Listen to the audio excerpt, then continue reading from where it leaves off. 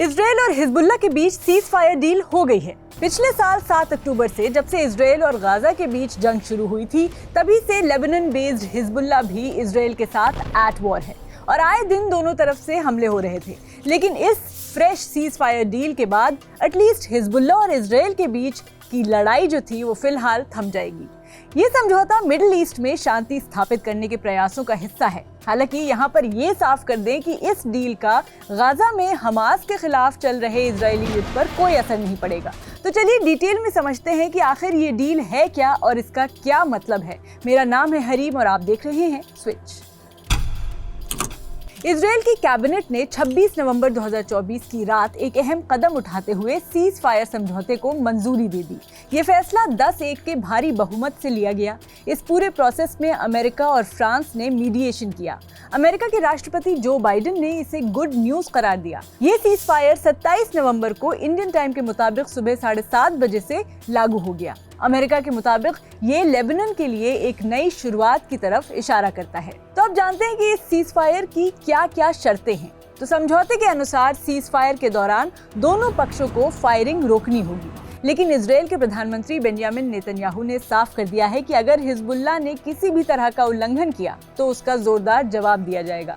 Netanyahu का कहना है कि ये युद्ध विराम इजराइल को गाजा और ईरानी खतरे पर फोकस करने का समय देगा। इजराइल के प्रधानमंत्री ने आगे कहा कि जब हिजबुल्लाह इस तस्वीर से बाहर होगा तो हमास अकेला पड़ जाएगा और इजराइल का दबाव उस पर और बढ़ेगा। उनके मुताबिक उनका मिशन साफ है, हमास को खत्म करना, बंधकों को वापस लाना और ये इंश्योर करना कि गाजा इजराइल के लिए कोई खतरा न बने। इस सीज फायर समझौते का एक और बड़ा पहलू है लेबनानी सेनाओं की तैनाती। अगले 60 दिनों में लेबनानी सेनाएं साउथ लेबनान में तैनात की जाएंगी और इसके बदले इजरायली सेना लेबनानी क्षेत्र से वापस लौटेंगी। साथ ही हिजबुल्लाह को भी दक्षिणी सीमा से पीछे हटकर लितानी नदी की ओर बढ़ने की जरूरत होगी। युद्ध विराम का ऐलान एक अहम मोड़ पर हुआ है। ये फैसला ऐसे समय पर लिया गया है जब बेरूत पर इजराइल ने अब तक का सबसे बड़ा हमला किया था। बल्कि 27 नवंबर को संघर्ष विराम लागू होने से महज 1 घंटे पहले भी दक्षिण बेरूत में इजरायली सेना ने हवाई हमले किए। अब ये समझते हैं कि इसमें हिजबुल्लाह का रोल क्या रहा। दिलचस्प बात यह है कि हिजबुल्लाह ने सीधे तौर पर इन नेगोशिएशंस में हिस्सा नहीं लिया। उनकी ओर से लेबनान के पार्लियामेंट्री स्पीकर नबी बेरी ने बातचीत की। हिजबुल्लाह, जिसे 1990 के लेबनानी सिविल वॉर के बाद अपने हथियार सौंपने से मना करने के लिए माना जाता है, इस पूरे समझौते में एक बड़ा खिलाड़ी है। अगर बड़ी तस्वीर की बात करें तो इस समय मिडिल ईस्ट में तनाव चरम पर है। इजराइल गाजा में हमास और लेबनान में ईरान समर्थित हिजबुल्लाह से लड़ रहा है। इसके साथ ही ईरान और इजराइल के बीच तीखी बयानबाजी भी चल रही है। अब ऐसे में अमेरिकी राष्ट्रपति और उनके सहयोगियों ने इस युद्ध विराम को एक महत्वपूर्ण कदम बताया है। उनका मानना है कि इससे गाजा में दुश्मनी खत्म करने और बंधकों को छुड़ाने की दिशा में मदद मिलेगी। इजराइल और हिजबुल्लाह के बीच हुए इस युद्ध विराम समझौते के बारे में कुछ और जरूरी बातें हैं। ये डील सिर्फ गोलीबारी रोकने तक सीमित नहीं है, बल्कि इसके कई और पहलू भी हैं जो मिडिल ईस्ट की स्थिति को बदल सकते हैं। पहली बात, इस युद्ध विराम को सुनिश्चित करने के लिए अंतर्राष्ट्रीय पर्यवेक्षकों यानी इंटरनेशनल मॉनिटर्स को तैनात किया गया है। ये मॉनिटर्स दोनों पक्षों पर नजर रखेंगे कि समझौते का सही तरीके से पालन हो रहा है या नहीं। इसका मतलब ये है कि किसी भी अचानक होने वाली झड़प को रोका जा सकेगा।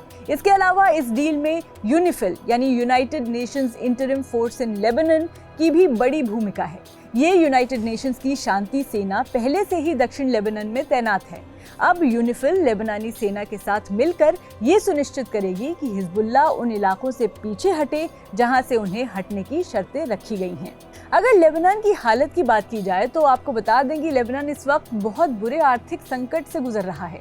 ऐसे में ये समझौता वहाँ ह्यूमैनिटेरियन एड और इकोनॉमिक रिलीफ लाने का रास्ता भी खोलेगा, क्योंकि इंटरनेशनल ऑर्गेनाइजेशंस यानी अंतर्राष्ट्रीय संगठनों ने मदद के लिए तैयारी शुरू कर दी है।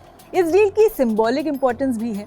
युद्ध विराम ऐसे समय में हुआ है जब मिडिल ईस्ट में संघर्ष के कारण आम लोग बहुत तकलीफ में हैं और अंतर्राष्ट्रीय स्तर पर नागरिकों को हो रहे नुकसान पर आलोचना हो रही है।